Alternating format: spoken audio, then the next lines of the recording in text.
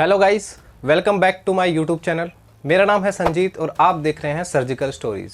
आज हम लोग बात करेंगे गवर्नमेंट हॉस्पिटल में हो रहे व्हीलचेयर स्कैम के बारे में। ये किसी एक हॉस्पिटल की बात नहीं है, भारत के सभी गवर्नमेंट हॉस्पिटल का यही हाल है। अब आप कहोगे व्हीलचेयर स्कैम, ये कैसा स्कैम है? इसके बारे में तो कभी हमने सुना ही नहीं। आपने सुना कभी नहीं है, बट आपके साथ ही हुआ है और आपने कभी नोटिस नहीं किया। बट मैं कह रहा हूं कि ये वीडियो देखने के बाद आप नोटिस करना कि ये स्कैम आपके साथ कैसे होता है और इससे बचने के लिए आपको क्या करना चाहिए। वीडियो को एंड तक देखना और अगर आप इस चैनल पर नए हो तो चैनल को सब्सक्राइब कर लीजिए और बेल आइकन दबा लीजिए। ये वीडियो देखने के बाद आप किसी भी सरकारी हॉस्पिटल में जाना, इमरजेंसी में या ओपीडी में, किसी में भी जाना, आप वहां पे व्हीलचेयर या स्ट्रेचर उसको नोटिस करना। पहली बात तो आपको ये दोनों में से कोई चीज़ वहाँ दिखेगी नहीं, क्योंकि वहाँ पहले से ही पेशेंट इसको लेके गए हुए होते हैं। जब वो पेशेंट लाके व्हीलचेयर या स्ट्रेचर जमा कराएंगे, उसके बाद आपको वो व्हीलचेयर या स्ट्रेचर मिलेगा, क्योंकि सभी हॉस्पिटल में व्हीलचेयर और स्ट्रेचर्स की बहुत ज़्यादा कमी है। ऐसा नहीं है कि हॉस्पिटल के पास बजट नहीं है, हॉस्पिटल के पास प्रॉपर बजट है, बट उसके बाद भी प्रॉपर नंबर्स में व्हीलचेयर अवेलेबल नहीं है। ऐसा क्यों, इसके बारे में आगे बात करेंगे। अब आपको व्हीलचेयर मिल चुकी है, तो अब आप उस व्हीलचेयर की कंडीशन देखना। किसी का टायर नहीं होगा, कोई व्हीलचेयर सिर्फ रिम के ऊपर चल रही होगी, जिसकी वजह से कभी वो लेफ्ट की साइड भागती है, कभी वो राइट की साइड भागती है। किसी का टायर घूमने में अटकता है, किसी का टायर टूटा हुआ है, जिससे मरीज के गिरने का डर बना रहता है। वहीं दूसरी तरफ आप हॉस्पिटल स्टाफ या हाउसकीपिंग स्टाफ के द्वारा यूज की जाने वाली व्हीलचेयर या ट्रॉली उसको नोटिस करना, जिससे ये लोग जो हॉस्पिटल की दवाइयाँ होती है या ऑक्सीजन सिलेंडर होते हैं या कोई फाइलें होती है या कोई ऑपरेशन थिएटर्स का सामान होता है, इसको एक जगह से दूसरी जगह ले जाने में यूज़ करते हैं। तो इन सब चीज़ों के लिए हॉस्पिटल स्टाफ जो भी व्हीलचेयर या ट्रॉली यूज़ करता है, उसकी कंडीशन पे आप एक बार नजर डालना। वो व्हीलचेयर एकदम नई होगी, उसका कोई भी टायर टूटा हुआ नहीं होगा, वो व्हीलचेयर ना लेफ्ट जा रही होगी ना राइट जा रही होगी, एकदम सही कंडीशन में होगी, किसी भी तरीके की कोई दिक्कत नहीं होगी उस व्हीलचेयर में। कभी सोचा ऐसा क्यों? और इसके साथ साथ एक और बात नोटिस करना, हॉस्पिटल में जो भी कूड़ा उठाने वाली गाड़ी होगी या जो भी मेडिकल वेस्ट को एक जगह से दूसरी जगह लेके जा रही होगी, उसकी कंडीशन आप देखना, एकदम आपको नई मिलेगी। किसी का भी टायर टूटा हुआ नहीं मिलेगा, किसी का हैंडल टूटा हुआ नहीं मिलेगा, इनफैक्ट किसी का भी ढक्कन आपको टूटा हुआ नहीं मिलेगा। एकदम वर्किंग कंडीशन में और एकदम चमचमाती हुई आपको वो गाड़ी मिलेगी उनकी। क्यों भाई, ऐसा क्यों?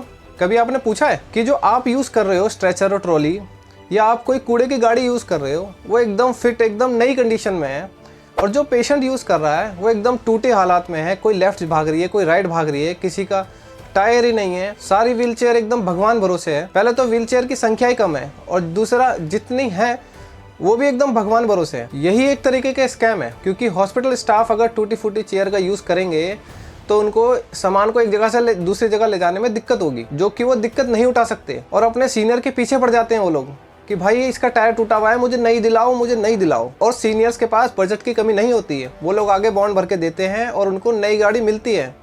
बट पेशेंट के साथ ऐसा क्यों नहीं होता? पेशेंट को आज भी उसी टूटी फूटी व्हीलचेयर के ऊपर लेके जाया जाता है, बट कोई भी इसके पीछे आवाज़ नहीं उठाता। और अगर कोई कंप्लेंट करना चाहता भी है तो एक्चुअली में उसको पता नहीं है कि इसको कंप्लेंट करना किसको है। वो सिर्फ हाउसकीपिंग स्टाफ या स्वीपर को या किसी सिक्योरिटी गार्ड से झगड़ के वापस घर आ जाता है। बट इस वीडियो में मैं आपको बताऊंगा कि आपको सही जगह कंप्लेंट कैसे करनी है, ताकि ये जो आपको दिक्कत हुई है ये आगे आने वाले किसी पेशेंट को दिक्कत ना हो। हॉस्पिटल स्टाफ क्या करते हैं कि जैसे ही कोई नई व्हीलचेयर आती है या कोई स्ट्रेचर आता है या कोई कूड़ा उठाने वाली गाड़ी आती है, जैसे ही वो आती है वो अपनी अपनी एक नई सेलेक्ट करके रख लेते हैं कि भाई इसमें कोई दिक्कत नहीं है, बिल्कुल नई है, मैं इसको अपने सामान को इधर से उधर ले जाने के लिए यूज़ कर लूँगा। उसको वो अलग से साइड करके रख लेते हैं, बाकी पेशेंट जाए भाड़ में। अगर कोई व्हीलचेयर, कोई स्ट्रेचर या कोई कूड़ा उठाने वाली गाड़ी ख़राब होने वाली है ना, तो वो अपने सीनियर का दिमाग खा जाते हैं। एक एक दिन में 3-3, 4-4 बार उनको बोलते हैं कि भाई मुझे नई गाड़ी चाहिए। उनको रिटर्न में लिख के देंगे, उनको बोलते रहेंगे कि भाई ऑर्डर डाला, कब तक आएगी, कब तक आएगी। और ये इन्फॉर्मेशन मुझे हॉस्पिटल स्टाफ नहीं दी है कि हम लोग ऐसे करते हैं। अगर हमारी कोई गाड़ी ख़राब हो जाती है तो हम अपने सीनियर्स का दिमाग ख़राब कर देते हैं, लेकिन वहीं अगर व्हीलचेयर ख़राब हो जाए तो कोई किसी के बारे में सोचता ही नहीं है। तो इसका सोल्यूशन क्या है? कभी हमारे साथ ऐसा हो जाए तो हमको क्या करना चाहिए? सबसे पहले हमें हॉस्पिटल की ईमेल आईडी के ऊपर एक मेल डालनी है। जब आपको दिक्कत आ रही है उसी टाइम, चाहे वो दिन हो चाहे रात हो, हॉस्पिटल की ईमेल आईडी आपको गूगल से आराम से मिल जाएगी।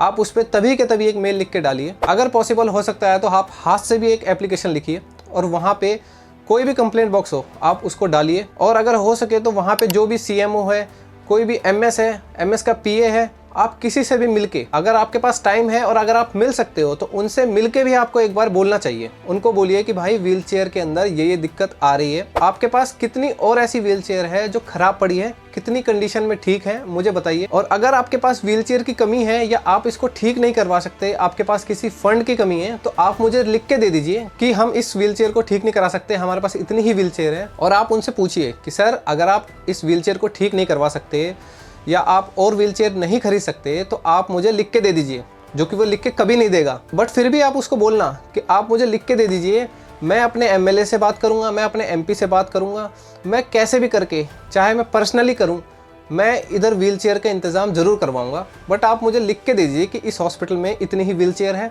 जिसके इतने टायर टूटे हुए हैं, जो कि ख़राब कंडीशन में पड़ी हुई है कब से, जो कि वो कभी भी लिख के नहीं देगा।